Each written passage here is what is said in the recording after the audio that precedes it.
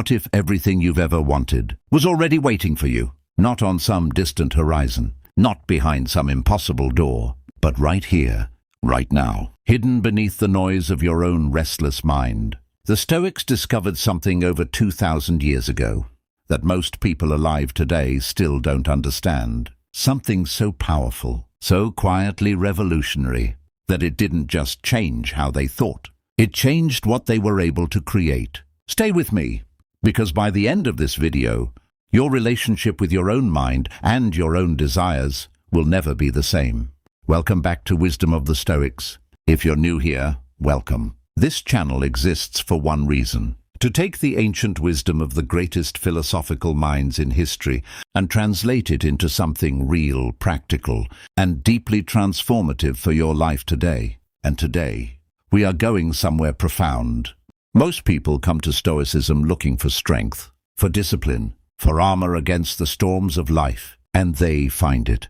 But what very few people discover, what most teachers completely overlook, is that Stoicism is also one of the most powerful manifestation philosophies ever written. Now, before anyone clicks away, let me be clear about something. We are not talking about wishful thinking. We are not talking about vision boards or repeating affirmations in the mirror or thinking positively while the world falls apart around you. We are talking about something far older, far deeper, and far more effective. We are talking about what Marcus Aurelius called the discipline of desire. We are talking about what Epictetus understood as the only true freedom. We are talking about what Seneca practiced every single morning before the sun rose. A mental ritual so precise, so intentional that it turned ordinary men into extraordinary ones. Here is the central paradox at the heart of Stoic manifestation. You cannot attract what you are desperately chasing, but you will naturally draw toward you everything that aligns with who you are becoming. Read that again. Let it settle, because that sentence contains more practical wisdom than most self-help books combined. Today, we are going to unpack exactly what this means. We are going to walk through the 5 Stoic secrets to relaxing your mind so completely, so precisely that you stop forcing your desires into existence, and instead, you become the kind of person those desires cannot resist. This is the video I wish someone had shown me years ago. So if you're ready, let's begin. The foundation. What the Stoics actually believed about desire. Let's go back. 330 BC, Athens, Greece. A man named Zeno of Citium suffers a shipwreck and loses everything he owns. He washes ashore in Athens with nothing. No money, no status, no direction. Most people in that moment would crumble. Most people would spend the rest of their lives rebuilding what was lost, anxiously, desperately, with white-knuckled determination. Zeno did something different. He walked into a bookshop. He picked up a copy of Xenophon's Memorabilia, stories about Socrates, and he asked the bookseller, "Where can I find men like this?" The bookseller pointed to a philosopher passing by outside. Zeno followed him. And from that single, calm, unhurried moment of curiosity, Stoicism was born. Here is what strikes me most about that story. Zeno didn't manifest a new ship. He didn't frantically try to reclaim what the sea had taken. He let the storm reveal his direction. This is the first secret of Stoic manifestation, and it's one most people never understand. Your greatest losses are often the universe's way of redirecting your energy toward your true path. But you can only see that redirection when your mind is quiet enough to listen. A mind drowning in anxiety, fear, and desperate wanting cannot hear that signal. A mind that is still, grounded, and at peace hears it clearly. Marcus Aurelius and the Inner Citadel. Now let's move forward to 121 AD, to a man who would become one of the most powerful people in the known world. Marcus Aurelius, Emperor of Rome, commander of armies, ruler of millions. And yet, if you read his private journal, his meditations, which was never meant to be published, you will find not a man drunk on power.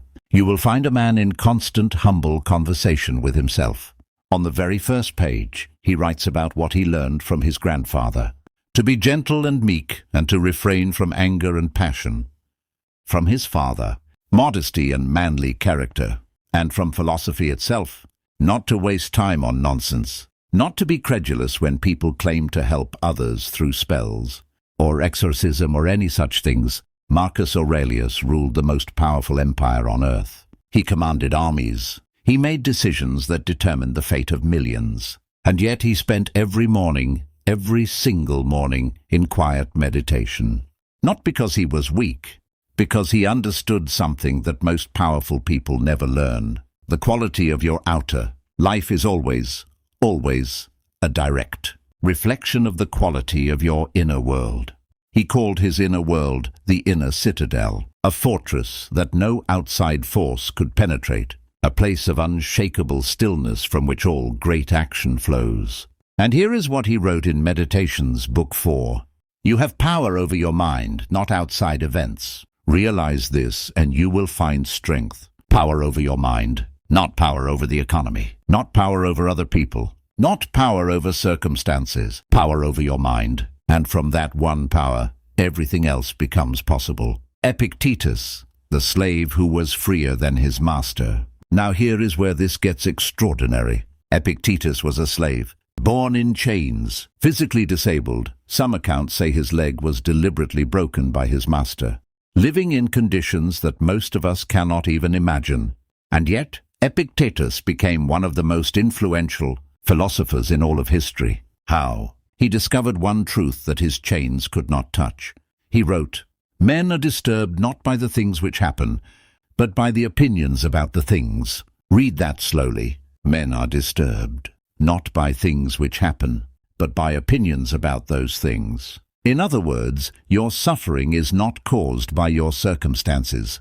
Your suffering is caused by what you believe about your circumstances. And if your beliefs are creating your suffering, they can also, when properly directed, create your freedom. This is the second secret. You are not manifesting from the outside in. You are manifesting from the inside out. Always, without exception. What you believe, what you repeatedly think, what you rehearse in the theater of your mind, every morning and every night, that is the blueprint the universe builds from. Not your wishes, not your wants, your state of being. Before we go further, if this is resonating with you, do me a favor and drop a comment below. Tell me, what is the one thing you've been trying to manifest that feels just out of reach? I read every single comment, and your answer might just shape a future video. Now, let's get into the practical secrets. The ones that will actually change your daily life. Secret number 1, the morning practice of premeditatio. Premeditatio malorum, the art of mental rehearsal. The Stoics had a morning practice so counterintuitive, so psychologically sophisticated, that modern neuroscience is only now beginning to catch up with it. They called it premeditatio malorum, the premeditation of evils. Now, before you think this is about becoming pessimistic or expecting the worst, stop, because that is the complete opposite of what this practice does. Here is what Seneca wrote about it. Let us prepare our minds as if we had come to the very end of life. Let us postpone nothing. Let us balance life's books each day. The one who puts the finishing touches on their life. Each day is never short of time. This practice is not about fear. It is about inoculation. Think of it this way. Imagine a soldier going into battle. There are two kinds of soldiers. The first one pretends nothing bad will happen. They go in with blind optimism. The second one mentally rehearses every possible obstacle, every challenge, every worst-case scenario, and prepares a calm, grounded response to each one. Which soldier do you think performs better when things go wrong? The Stoics were the second soldier. Every morning Seneca would sit in silence, before food, before conversation, before anything.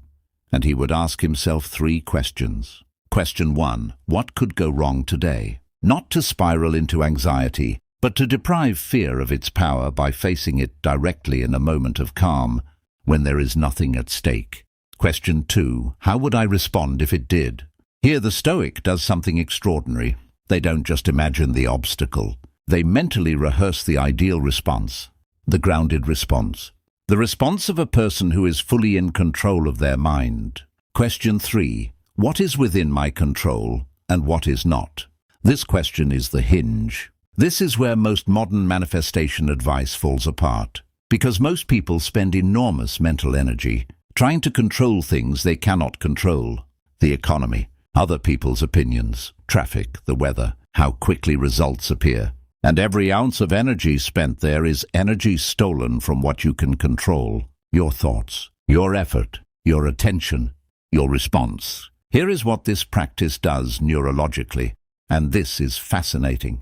When you repeatedly rehearse a scenario, even mentally, your brain builds the same neural pathways it would build if the event had actually happened. You are literally training your nervous system to remain calm in conditions that would otherwise trigger panic. You are building what the Stoics called equanimity. And equanimity, true, deep, unshakable calm, is the soil in which manifestation grows.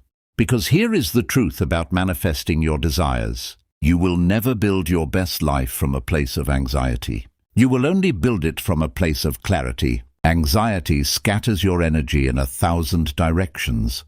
Clarity concentrates it like a laser. The Stoic morning practice is a daily act of cultivating that clarity. The Stoic morning protocol, what it actually looks like. Here is what I want you to do tomorrow morning, not someday, tomorrow. Before you check your phone, before you speak to anyone, before you eat or drink anything but water, find 5 minutes of silence. Sit upright, close your eyes, take 3 slow, deep breaths.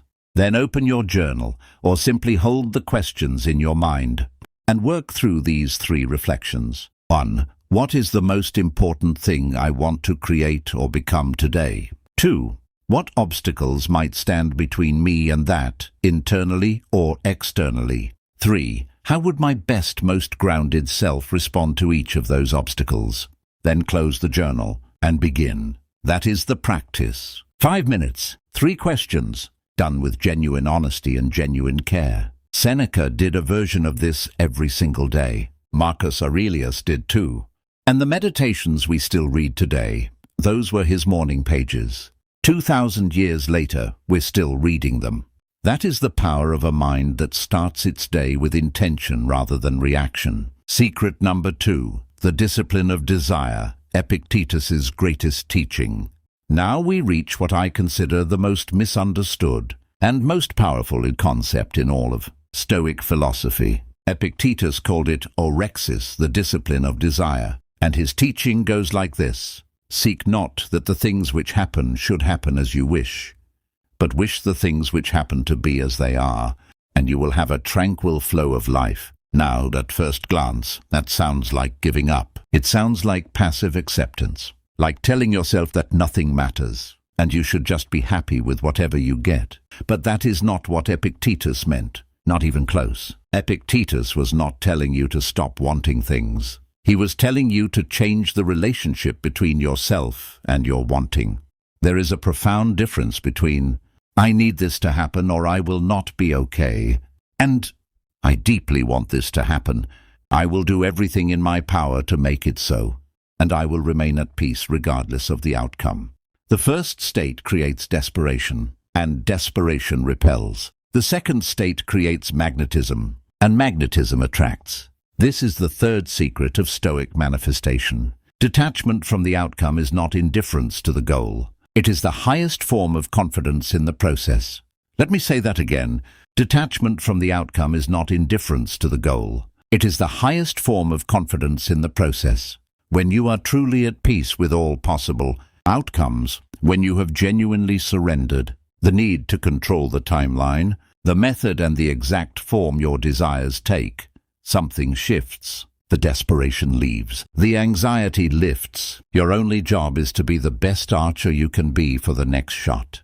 And in that open, calm, confident space, creative ideas flow. Synchronicities appear. Doors open that you never noticed before. Not because the universe is rewarding your non-attachment, but because your mind is finally clear enough to see the opportunities that were always there. The archer metaphor, Seneca's most brilliant insight. Seneca illustrated this with a metaphor so perfect that it stops me every time I read it.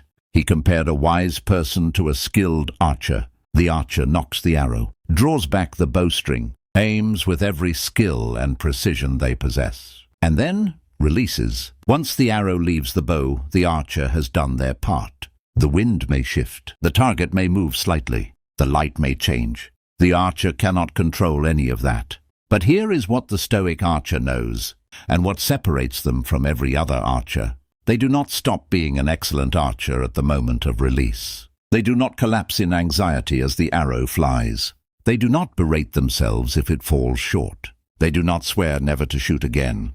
They simply observe. They learn. They knock another arrow. This is the discipline of desire, giving your absolute best effort to the process, and then releasing the attachment to the exact outcome. Not because you don't care, but because you care so much that you refuse to let desperation corrupt your aim. In your own life, the business you're building, give it your absolute best. Then release the timeline, the relationship you want, show up as your best self, genuinely, consistently. Then release the obsession. The person you're becoming, commit to the daily work with total discipline. Then release the need to be there already. The arrow is in the air. Secret number 3, amor fati, falling in love with your life. The 2 Latin words that changed everything. There is a phrase used by the Stoics, later adopted powerfully by the philosopher Friedrich Nietzsche, that I believe is one of the most transformative ideas in all of human history. Amor fati, love of fate. Not acceptance of fate, not tolerance of fate, not making peace with fate. Love. Marcus Aurelius wrote it in his Meditations with a quiet ferocity. A blazing fire makes flame and brightness out of everything that is thrown into it. Think about what he is saying. A fire does not discriminate. It does not prefer dry wood over wet. It does not ask for easy fuel. It takes everything thrown at it, every difficult, dark, stubborn thing, and transforms it into light and heat. This is amor fati, the practice of greeting everything that happens, the setbacks, the losses, the delays, the painful surprises, not with resignation, but with a kind of fierce, curious embrace. Because here is the Stoic insight that changes everything. Your suffering does not come from what happens to you. Your suffering comes from your resistance to what happens to you. The divorce is not the pain. The resistance to the divorce is the pain. The failed business is not the pain. The shame and denial around the failed business is the pain. The delay in your dreams is not the pain. The belief that the delay means you failed is the pain. And when you practice amor fati, when you genuinely, deeply commit to using every experience rather than wishing it away, the pain transforms. Not immediately, not magically, but slowly, surely, undeniably, the setback becomes the lesson. The wound becomes the wisdom. The detour becomes the most direct path. The story of Marcus Aurelius and the plague. Let me share a story with you that puts this into practice.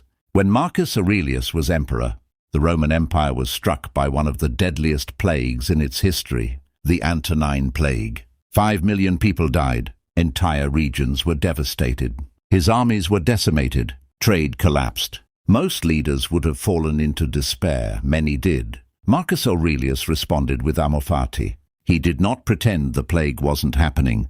He did not minimize the suffering around him. But he also did not allow the catastrophe to become bigger than his capacity to respond.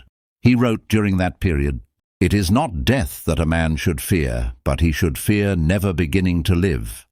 He organized medical relief. He sold palace gold to fund the response. He led from the front. And in the middle of that darkness, he wrote some of the most luminous wisdom in all of human history, the Meditations. The plague didn't stop him from becoming the philosopher king. The plague created the philosopher king. This is amor fati in action. Not a denial of hardship, a transformation of it. And your own hardships, the things you're facing right now, the reasons you perhaps came to this video today, they are not obstacles to your best life. They are the materials of your best life. The only question is, will you pick them up and build with them? I want to pause here and ask you something directly. What is the hardest thing you are currently trying to practice? Amor fati within your own life. Drop it in the comments.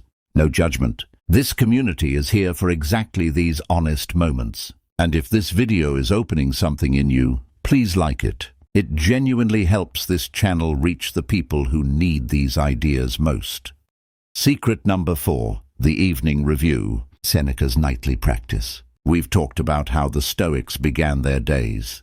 Now let's talk about how they ended them, because one of the most powerful and least discussed Stoic practices is what Seneca described in his letters, a practice he performed without exception every single evening before sleep. He wrote, "I examine my entire day and review what I've done and said. I hide nothing from myself. I skip nothing." And then he would ask 3 questions. What weakness did I express today? What virtue did I successfully practice? What could I have done differently and better? This was not self-punishment. Seneca was clear about that. He said the spirit of this review should be gentle, like a friend examining a friend, rather than a judge sentencing a criminal. But he also said it should be honest, completely unflinchingly honest, because here is the deep truth this practice rests on. You cannot change what you do not first acknowledge. Most people go through their days on autopilot. They react, they respond, they move from one thing to the next, and at the end of the day, they collapse into sleep without ever truly examining what just happened. And then they wonder why they keep getting the same results. The Stoics understood something that modern psychology confirms. Reflection accelerates growth faster than almost any other practice. Not passive reflection, not vague rumination, specific, structured, compassionate honesty. What this does for manifestation. Here is why this matters so deeply for manifesting what you want. Most of the gap between where you are and where you want to be is not caused by a lack of opportunity. It is not caused by bad luck or unfair circumstances. It is caused by unconscious patterns, habitual responses, unexamined beliefs that are shaping your actions in ways you cannot see. The Stoic evening review shines a light on those patterns, night by night, gently but honestly, without drama or self-destruction. Over weeks and months of this practice, something remarkable happens. You begin to see yourself clearly, not the version of yourself you wish you were, not the version other people see, but the actual version, the one that shows up in your unguarded moments, in your irritable responses, in your procrastinations and your avoidances. And when you see that version with Stoic compassion, clearly, without flinching, without self-hatred, you begin to change it, thought by thought, choice by choice, day by day. This is how Marcus Aurelius became Marcus Aurelius, not in one dramatic transformation, not from one great insight, but from 30 years of quiet, nightly conversation with himself, asking, who was I today, and who do I intend to be tomorrow?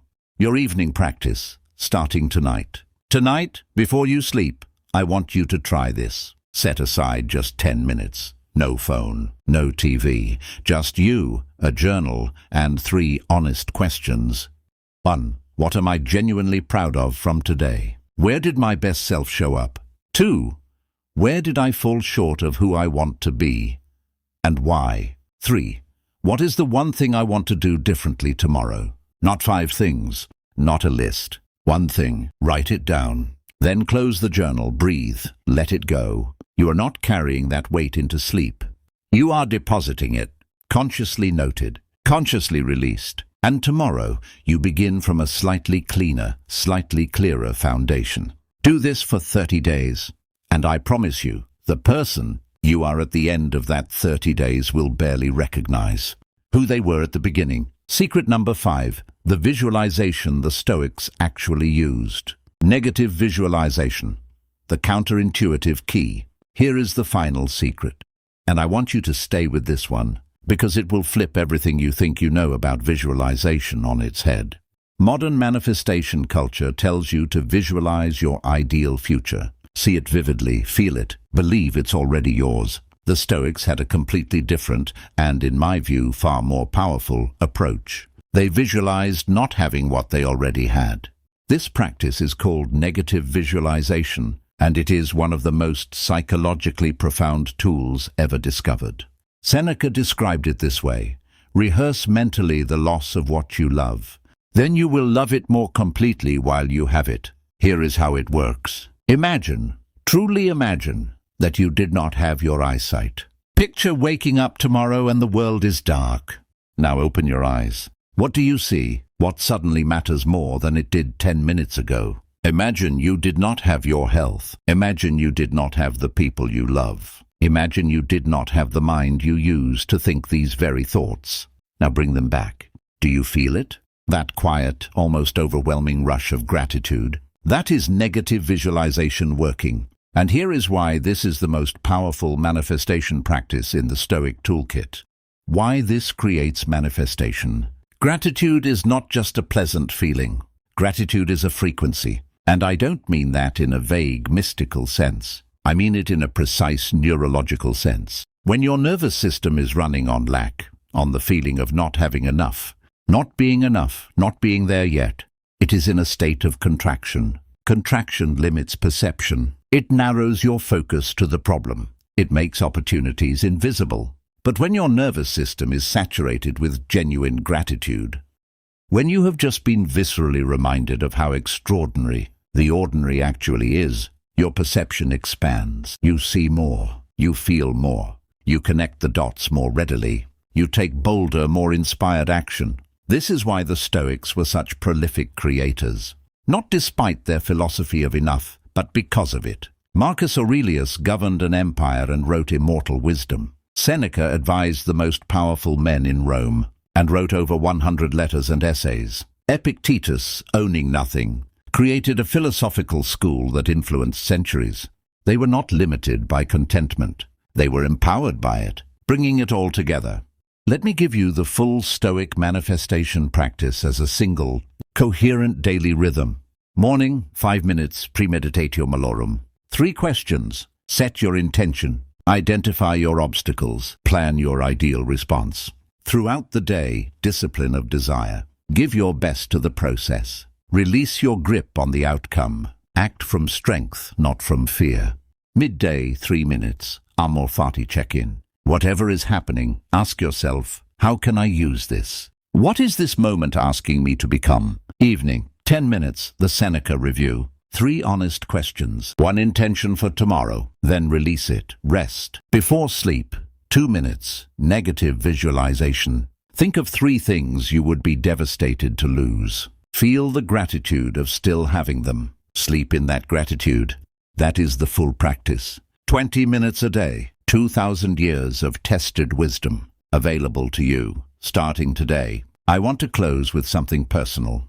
Most of us came to philosophy or to videos like this one because something in our lives was not working, because we were chasing something we could not catch, because we were exhausted, because the gap between where we were and where we wanted to be felt like it was growing wider, not narrower. And we thought, maybe if I try harder, maybe if I wanted more, maybe if I visualize better, work longer, push further. But the Stoics whisper something different. They say, stop, be still, look inward first. Because the life you want is not built by force. It is built by becoming the person who thinks clearly, who acts with purpose, who faces difficulty without breaking, who desires fully but clings to nothing, who looks at their own life, even on its hardest days, and finds within it the raw materials for something magnificent. Zeno didn't rebuild his old ship. He built something that outlasted every empire, including the one that ruled the world. Marcus Aurelius didn't just survive his plague. He wrote the book that would comfort and guide human beings for 2,000 years after his death. Epictetus didn't escape his chains. He transcended them so completely that the word freedom means something entirely different when he uses it. This is what Stoicism offers you. Not a shortcut, not a guarantee, but something far more valuable. A way of being so grounded, so clear, so fully inhabiting your own life that everything you are meant to create begins to flow naturally from who you are. Relax your mind, not because nothing matters, but because everything that truly matters can only be built from a place of peace. If this video moved something in you, if even one idea landed in a way that feels like it might change something, please like this video. It takes 1 second, and it genuinely changes how many people this wisdom reaches. Subscribe to Wisdom of the Stoics. Every week, we go deeper into these ancient ideas, and we make them real for the life you're living right now. And in the comments below, tell me, which of these 5 Stoic secrets are you going to start practicing first? I want to know. I will read every single one. Marcus Aurelius wrote, "You have power over your mind, not outside events. Realize this and you will find strength. You have always had the power. The Stoics just remembered to use it. Until next time, this is Wisdom of the Stoics. Be still, be grounded, and keep going."